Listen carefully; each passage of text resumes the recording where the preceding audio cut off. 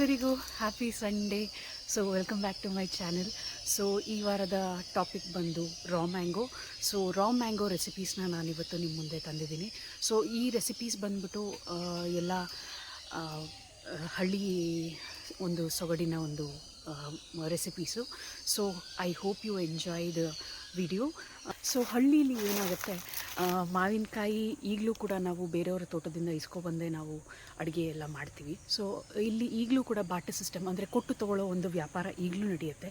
ನಮ್ಮ ತೋಟದಲ್ಲಿ ಅಥವಾ ನಮ್ಮ ಹೊಲದಲ್ಲಿ ಬೆಳೆದಿರೋದನ್ನು ನಾವು ಇನ್ನೊಬ್ಬರಿಗೆ ಕೊಟ್ಟು, ಇನ್ನೊಬ್ಬರ ತೋಟದಲ್ಲಿ ಏನಿದೆ ಅದು ನಮ್ಮ ತೋಟದಲ್ಲಿ ಇಲ್ಲ ಅಂತ ಅಂದರೆ ಅದನ್ನು ತೊಗೊಬಂದು ನಾವು ಅವತ್ತಿನ ಒಂದು ಅಡುಗೆ ಕೂಡ ಮಾಡ್ತೀವಿ.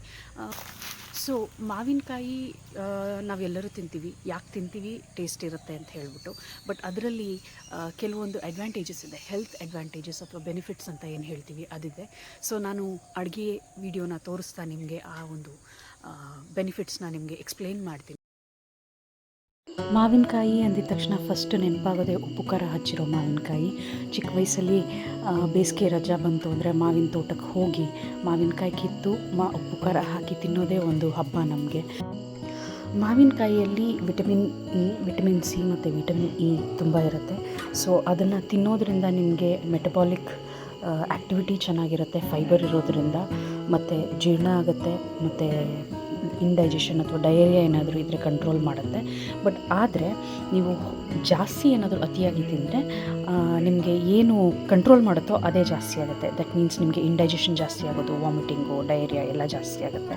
ಸೊ ಆದಷ್ಟು ಹದ ಇದರಲ್ಲಿ ಮಾವಿನಕಾಯಿನ ತಿನ್ನಬೇಕು. ಇಲ್ಲಿ ಮೊದಲನೇ ರೆಸಿಪಿ ಬಂದು ಮಾವಿನಕಾಯಿ ಚಟ್ನಿ. ಇದಕ್ಕೆ ಬೇಕಾಗಿರೋ ಒಂದು ಇಂಗ್ರೀಡಿಯೆಂಟ್ಸ್ ಅಂದರೆ ಮಾವಿನಕಾಯಿ, ಕಾಯಿ ತುರಿ, ಕೊತ್ತಂಬರಿ ಸೊಪ್ಪು, ಬೆಳ್ಳುಳ್ಳಿ, ಖಾರದ ಮೆಣಸಿನ್ಕಾಯಿ, ಒಣಮೆಣಸಿನ್ಕಾಯಿ, ಮೆಂತ್ಯ, ಜೀರಿಗೆ ಮತ್ತು ಊರ್ಗಡ್ಲೆ ಹಿಟ್ಟು. ಇಷ್ಟನ್ನು ಹಾಕಿ ನೀವು ಮಿಕ್ಸಿಲಿ ಆಡಿಸಿ ಒಗ್ಗರಣೆ ಹಾಕಿದ್ರೆ ಸೊ ಅದು ಮಾವಿನಕಾಯಿ ಚಟ್ನಿ. ಸೊ ಈ ಒಂದು ಮಾವಿನಕಾಯಿ ಚಟ್ನಿ ಯೂಶ್ವಲಿ ನನಗೂ ಚಿಕ್ಕ ವಯಸ್ಸಲ್ಲಿ ನಾನು ಯಾವತ್ತೂ ತಿಂದಿರಲಿಲ್ಲ. ಬಟ್ ಆಮೇಲೆ ಬರ್ತಾ ಇದೊಂದು ಹೊಸ ರೆಸಿಪಿ. ಸೊ ಚಟ್ನಿಗೆ ಹಾಕೋ ಒಂದು ಇಂಗ್ರೀಡಿಯೆಂಟ್ಸ್ನೇ ಹಾಕಿ ಇನ್ಸ್ಟೆಡ್ ಆಫ್ ಏನು ಶೇಂಗಾ ಅಥವಾ ಕಾಯಿ ತುರಿ ಹಾಕೋ ಬದಲು ಮಾವಿನ ತುರಿನ ಹಾಕಿ ಚಟ್ನಿ ಮಾಡ್ತಾರೆ. ತುಂಬ ಟೇಸ್ಟಿಯಾಗಿರುತ್ತೆ. ಸೊ ನೀವು ಒಂದ್ಸಲಿ ಟ್ರೈ ಮಾಡಿ ನೋಡಿ. ಮತ್ತು ಹೆಲ್ತ್ ಬೆನಿಫಿಟ್ಸ್ ಕೂಡ ಇರೋದ್ರಿಂದ ಇದನ್ನು ನೀವು ಮುದ್ದೆ ಜೊತೆ ಕೂಡ ತಿನ್ಬೋದು ಅಥವಾ ರೈಸಿಗೆ ಕೂಡ ತಿನ್ಬೋದು.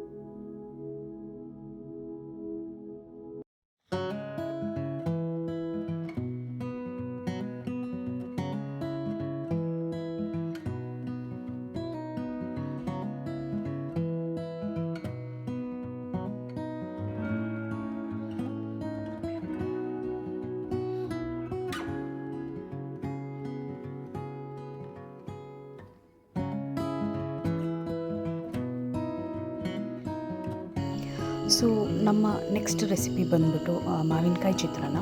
ಸೊ ಇದು ಬೇರೆ ಹುಳಿ ಪದಾರ್ಥ ಏನು ನಾವು ಉಪಯೋಗಿಸ್ತೀವಿ, ನಿಂಬೆಹಣ್ಣು ಅಥವಾ ಟೊಮ್ಯಾಟೊ ಅಥವಾ ಹುಣಸೆ ಹುಳಿಯಲ್ಲಿ ಏನು ನಾವು ಚಿತ್ರಾನ್ನ ಮಾಡ್ತೀವಿ, ಸೊ ಅದ್ರ ಬದಲು ಸಮ್ಮರಲ್ಲಿ ಖಾಯಮ್ಮಾಗಿ ನಾವು ಮಾವಿನಕಾಯಿ ತೊಗೊಬಂದು ಗೊಜ್ಜು ಮಾಡಿ ಅಥವಾ ಚಿತ್ರಾನ್ನ ಮಾಡಿ ತಿಂತೀವಿ. ಸೊ ಇದು ಎಲ್ಲದಕ್ಕಿಂತ ಟೇಸ್ಟಿ ಇರುತ್ತೆ. ಅಮ್ಮ ಸ್ವಲ್ಪ ಕಡಿಮೆನೇ ಮಾವಿನಕಾಯಿ ಹಾಕಿದ್ದಾರೆ. ನಾನೇ ಆಗಿದ್ದಿದ್ರೆ ಸ್ವಲ್ಪ ಜಾಸ್ತಿ ಮಾಡ್ತಿದ್ದೆ, ಹುಳಿ ತುಂಬ ಚೆನ್ನಾಗಿರುತ್ತೆ ಅಂತ ಹೇಳಿ. ಸೊ ಏನಪ್ಪ ಅಡುಗೆ ವಿಡಿಯೋ ಹಾಕಿದ್ದಾರೆ ಅಂತ ಅಂದ್ಕೊಂಡ್ರೆ, ಆ್ಯಕ್ಚುಲಿ ಅಡುಗೆ ವಿಡಿಯೋ ಆಗಿದ್ರೂ ನಿಮಗೆ ಮಾವಿನ ಒಂದು ವಿಶೇಷವನ್ನು ಮತ್ತು ಅದು ಹೇಗೆ ನಾವು ಬೆಳಿತೀವಿ ಅದನ್ನೆಲ್ಲ ನಾನು ಇವಾಗ ನಿಮಗೆ ಎಕ್ಸ್ಪ್ಲೇನ್ ಮಾಡ್ತೀನಿ. ಸೊ ಈ ಒಂದು ಕುಕ್ಕಿಂಗ್ ವಿಡಿಯೋ ಯಾಕೆಂದರೆ ನಾವು ಸೀಸನ್ಗಳಲ್ಲಿ ಏನು ಬರುತ್ತೆ ನಮ್ಮ ತೋಟಗಳಲ್ಲಿ ನಾವು ಅದನ್ನು ಉಪಯೋಗಿಸ್ಕೊಂಡು ಮನೆಯಲ್ಲಿ ಹೇಗೆ ಅಡುಗೆ ಮಾಡ್ತೀವಿ ಅನ್ನೋದನ್ನು ನಾನು ತೋರಿಸ್ಬೇಕು ಅಂತ ಅಂದ್ಕೊಂಡೆ. ಸೊ ಅದಕ್ಕೋಸ್ಕರ ಈ ವಿಡಿಯೋ ಮಾಡಿದ್ದು. ಸೊ ಮಾವಲ್ಲಿ ನಮಗೆ ವೆರೈಟಿ ತುಂಬಾ ಇದೆ. ಏನು ತೋತಾಪುರಿ ಇರ್ಬೋದು, ಅಥವಾ ರಸಪುರಿ ಇರ್ಬೋದು, ಅಥವಾ ಬಂಗಿನಪಲ್ಲಿ ಇರ್ಬೋದು, ಅಥವಾ ಬೆನಿಶಾ ಅಂತಲೂ ಕರೀತಾರೆ ಅದನ್ನು. ಮತ್ತು ಈ ಥರ ಒಂದು 10 ವೆರೈಟಿಯ ಒಂದು ಹಣ್ಣುಗಳಿದ್ದಾವೆ. ಆಯಾ ಹಣ್ಣಿಂದು ಆಯಾ ಒಂದು ಸ್ಪೆಷಲ್ಟಿ ಫುಡ್ ನಾವು ಮಾಡ್ತೀವಿ. ಸೊ ಸ್ಪೆಸಿಫಿಕಲಿ ನಾವು ಈ ಥರ ಒಂದು ಏನು ಚಿತ್ರಾನ್ನ ಆಗಲಿ ಅಥವಾ ಚಟ್ನಿ ಆಗಲಿ ಮಾಡಲಿಕ್ಕೆ ಮಾವಿನಕಾಯಿ ಉಪಯೋಗಿಸೋದಕ್ಕೆ ನಮಗೆ Totapuri is a best variety. ಅದೇ ನಾವು ಏನಾದರೂ ಜ್ಯೂಸ್ ಮಾಡ್ತೀವಿ ಅಂತ ಅಂದರೆ ಬೆಂಗಿನಪಲ್ಲಿ ಅಥವಾ ಬೆನಿಶಾ ಅಂತ ಏನು ಹೇಳ್ತೀವಿ ಅದನ್ನು ನಾವು ಮಾಡ್ಬೋದು. ಸೊ ಬೆನಿಶಾದಲ್ಲಿ ಯಾಕೆ ಉಪಯೋಗಿಸ್ತೀವಿ ಅಂದರೆ ಇಟ್ ಈಸ್ ಹೈಲಿ ಸ್ವೀಟ್, ತುಂಬಾ ಸ್ವೀಟ್ ಇರುತ್ತೆ. ಸೊ ನಿಮಗೆ ಶುಗರ್ ಆ್ಯಡ್ ಮಾಡೋ ಅವಶ್ಯಕತೆಯೇ ಇಲ್ಲ. ಬಟ್ ಡಯಾಬಿಟಿಕ್ ಯಾರಾದರೂ ಇದ್ದರೆ ದೇ ಶುಡ್ ಅವಾಯ್ಡ್ ಮ್ಯಾಂಗೋಸ್ ಅಂತ ಹೇಳ್ತಾರೆ. But you can have it. It's a very healthy drink. ಒಂದು ನ್ಯಾಚುರಲ್ ಆಗಿ ನಮಗೆ ಸಿಗುವಂಥ ಒಂದು ಹೆಲ್ದಿ ಡ್ರಿಂಕ್. ಸೊ ಮಾವಿನ ಹಣ್ಣು ನಾವು ಯೂಶ್ವಲಿ ಸಸಿ ತಂದು ನೆಟ್ಟು ಒಂದು 3 ವರ್ಷ ಕಾಯಬೇಕಾಗ್ತದೆ ಕಾಯಿ ಬಿಡಲಿಕ್ಕೆ. ಸೊ ಅದಾದಮೇಲೆ ನಮಗೆ ಫಲ ಸಿಗೋದು. ನಾವು ಮಾವು ಯೂಶ್ವಲಿ ಕಮರ್ಷಿಯಲ್ ಆಗಿ ಯಾರೂ ಬೆಳೆಯೋದಿಲ್ಲ ರೈತರು. ನಾವು ನಮ್ಮ ತೋಟಗಳಲ್ಲಿ ಒಂದೊಂದು ವೆರೈಟಿಯ ಒಂದು ಹಣ್ಣಿನ ಗಿಡವನ್ನು ನಾವು ನೆಡ್ತೀವಿ.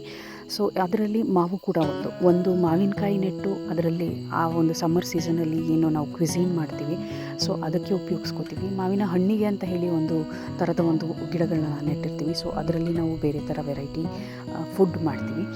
ಸೊ ಇದು ನಾವು ಕಮರ್ಷಿಯಲಾಗಿ ಯಾರೂ ತೊಗೊಳ್ಳೋದಿಲ್ಲ. ಕಮರ್ಷಿಯಲಾಗಿ ನಾವು ತೊಗೊಳ್ಳೋದಕ್ಕೆ ಯಾಕೆ ಹೋಗಲ್ಲ ಅಂತ ಅಂದರೆ ನಮಗೆ ಆ ಒಂದು ಪ್ರಾಸೆಸ್ ಗೊತ್ತಿಲ್ಲ. ಸೊ ನಾವು ಮಾವಿನ ಹಣ್ಣನ್ನು ಬಿಟ್ಟಾದಮೇಲೆ ಸೊ ಹೇಗೆ ಅದನ್ನು ಮಾರ್ಕೆಟ್ ಮಾಡಬೇಕು, ಎಲ್ಲಿ ಮಾರ್ಕೆಟ್ ಮಾಡಬೇಕು, ಎಕ್ಸ್ಪೋರ್ಟಿಗೆ ಕೊಡಬೇಕಾ ಅಥವಾ ಲೋಕಲಿ ಸೇಲ್ ಮಾಡಬೇಕಾ ಅನ್ನೋ ಒಂದು ಐಡಿಯಾ ನಮ್ಮ ರೈತರುಗಳಿಗೆ ಇಲ್ಲ.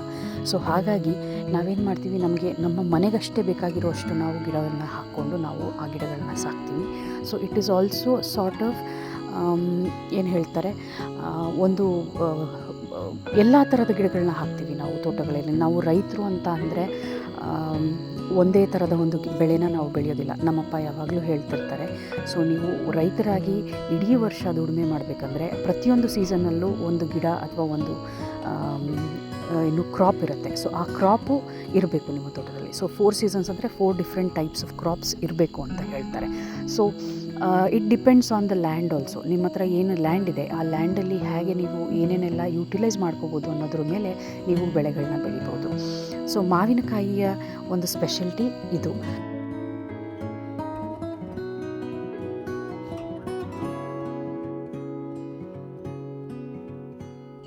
ಸೊ ಸಮ್ಮರಲ್ಲಿ ನೀವು ಯಾವ ಥರದ ಮಾವಿನಕಾಯಿಯ ರೆಸಿಪೀಸ್ ಮಾಡ್ತೀರಾ? ಸೊ ಮಿಡಿ ಮಾವಿನಕಾಯಿ ಈ ಥರ ಎಲ್ಲ ರೆಸಿಪೀಸ್ ನಾನು ನೋಡಿದ್ದೀನಿ. ಸೊ ನಾನು ಯಾವಾಗಾದರೂ ಅದನ್ನು ನಾನು ಅಪ್ಲೋಡ್ ಮಾಡ್ತೀನಿ. ನಿಮ್ಮ ಮನೆಗಳಲ್ಲಿ ನಿಮ್ಮ ಒಂದು ನೆನಪಿಗೆ ಇರೋವಂಥ ಯಾವ ಒಂದು ಸ್ಪೆಷಲ್ ರೆಸಿಪಿ ಮಾಡ್ತೀರಾ ಸಮ್ಮರಲ್ಲಿ ಮ್ಯಾಂಗೋ ಯೂಸ್ ಮಾಡಿಕೊಂಡು ಕಾಮೆಂಟ್ಸಲ್ಲಿ ತಿಳಿಸಿ.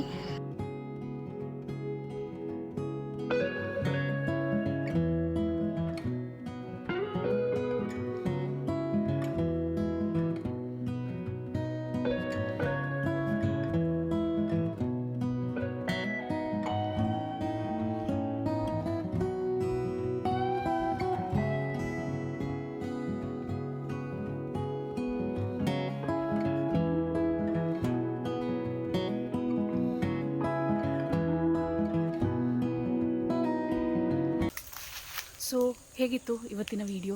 ದಯವಿಟ್ಟು ಕಾಮೆಂಟ್ ಮಾಡಿ ತಿಳಿಸಿ. ಮತ್ತು ನಿಮಗೆ ಬೇರೆ ಯಾವ ಥರ ವೀಡಿಯೋಗಳನ್ನ ನೀವು ನೋಡೋಕ್ಕೆ ಇಷ್ಟಪಡ್ತೀರಾ ಅಂತಲೂ ಕೂಡ ತಿಳಿಸಿ. ಮತ್ತೆ ಮುಂದಿನ ವಾರ ಭೇಟಿಯಾಗೋಣ. ಅಲ್ಲಿವರೆಗೂ have a nice week. Bye bye.